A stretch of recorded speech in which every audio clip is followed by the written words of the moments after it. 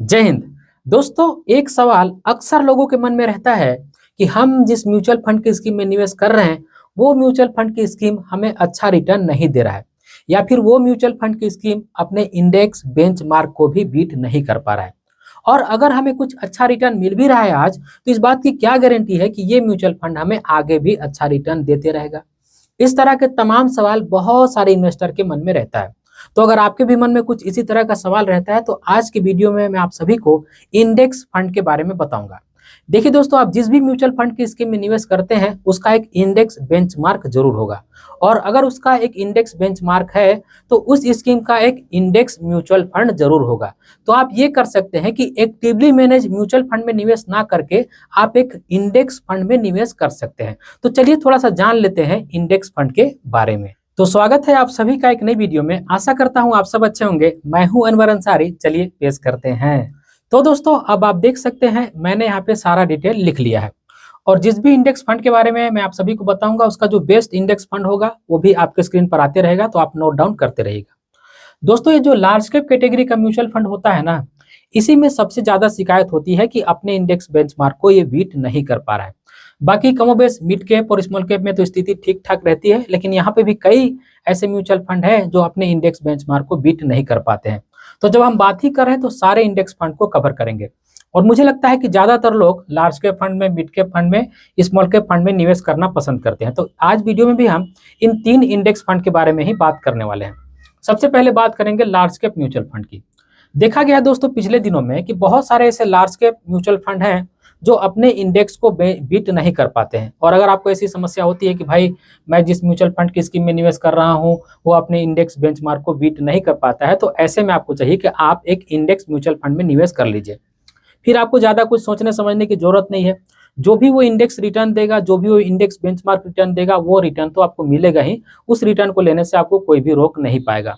तो अगर आप लार्ज कैप म्यूचुअल फंड में निवेश करने की सोच रहे हैं तो उससे अच्छा होगा, अगर आपके मन में कंफ्यूजन है तो निफ्टी 50 का जो इंडेक्स फंड है उसे ले लीजिए, या फिर सेंसेक्स का जो इंडेक्स फंड है उसे ले लीजिए, या फिर आप ये भी ले सकते हैं निफ्टी नेक्स्ट 50 जो इंडेक्स फंड है उसमें भी आप निवेश कर सकते हैं। तो अगर आप लार्ज कैप म्यूचुअल फंड में निवेश करने की सोच रहे हैं या फिर करते हैं, आपको कंफ्यूजन है या फिर रिटर्न नहीं मिल रहा है, तो ऐसे में आपको इन 3 इंडेक्स फंड के साथ में जाना अच्छा हो सकता है। Nifty 50 index fund, Sensex index fund, या फिर निफ्टी नेक्स्ट 50 इंडेक्स फंड।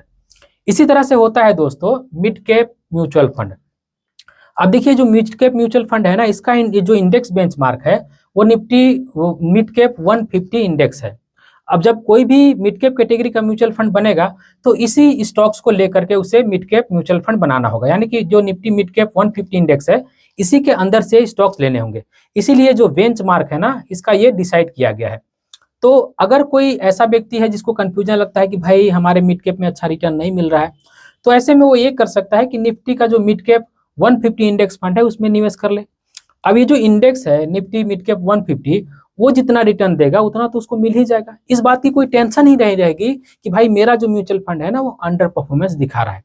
तो इस बात का अगर आपको संकोच रहता है, इस बात का आपको कंफ्यूजन रहता है, तो आप Nifty mid cap 150 index fund में निवेश कर सकते हैं। ठीक इसी तरह से है स्मॉल कैप म्यूचुअल फंड। देखिए स्मॉल कैप म्यूचुअल फंड में और मिड कैप फंड में ये समस्या थोड़ी सी कम है, लेकिन है ना, तो पूरी तरह से नहीं बोला जा सकता है। तो अगर आपके पास ऐसा म्यूचुअल फंड है जो अंडर परफॉर्मेंस कर रहा है, या फिर आपको लग सकता है कि ये म्यूचुअल फंड आगे जाके अंडर परफॉर्मेंस करेगा, तो ऐसे में आप चाहें तो निफ्टी का जो स्मॉल कैप 250 इंडेक्स फंड होता है उसमें निवेश कर सकते हैं। अगेन बोल दूं, ये क्योंकि इंडेक्स है तो इस इंडेक्स से जो रिटर्न मिलेगा उस रिटर्न को लेने से आपको कोई भी रोक नहीं पाएगा। तो आपके मन में जरा सा भी कंफ्यूजन नहीं रहेगी, आपको जरा सा सोचने समझने की जरूरत नहीं कि भाई हमें कम रिटर्न मिलेगा, ज्यादा रिटर्न मिलेगा, इस बात की समस्या ही खत्म हो जाती है। तो अगर आप चाहें तो Nifty small cap 250 index fund में निवेश कर सकते हैं।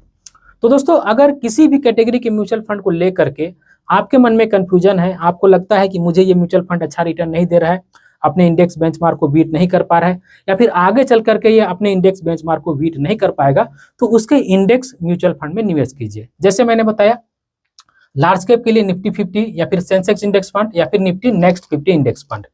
इसी तरह से मिड कैप म्यूचुअल फंड के लिए मैंने बताया Nifty mid cap 150 index fund. इसी तरह से स्मॉल कैप म्यूचुअल फंड के लिए मैंने बताया Nifty small cap 250 index fund.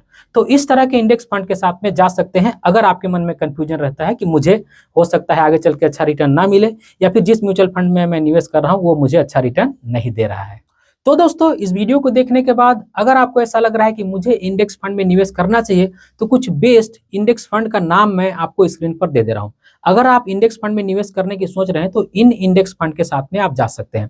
इसका स्क्रीनशॉट लेकर के रख लीजिएगा और अपनी रिसर्च कीजिएगा। अगर आपको अच्छा लगे तो इन इंडेक्स फंड में आप निवेश कर सकते हैं। तो दोस्तों आशा करता हूं आज की वीडियो आप सभी को पसंद आई होगी। अगर आज की वीडियो आप सभी को पसंद आई है तो इस वीडियो को एक लाइक जरूर कर दीजिएगा और इसी तरह के वीडियो देखने के लिए चैनल को सब्सक्राइब कर लीजिएगा और इस वीडियो को अपने फ्रेंड और फैमिली के बीच भी शेयर कीजिएगा। इस वीडियो का आखिर में बस मैं आपसे इतना ही कहना चाहता हूं कि अपना और अपने फैमिली का बहुत ख्याल रखिएगा। मैं मिलूंगा इसी तरह के किसी और वीडियो में, तब तक के लिए बाय।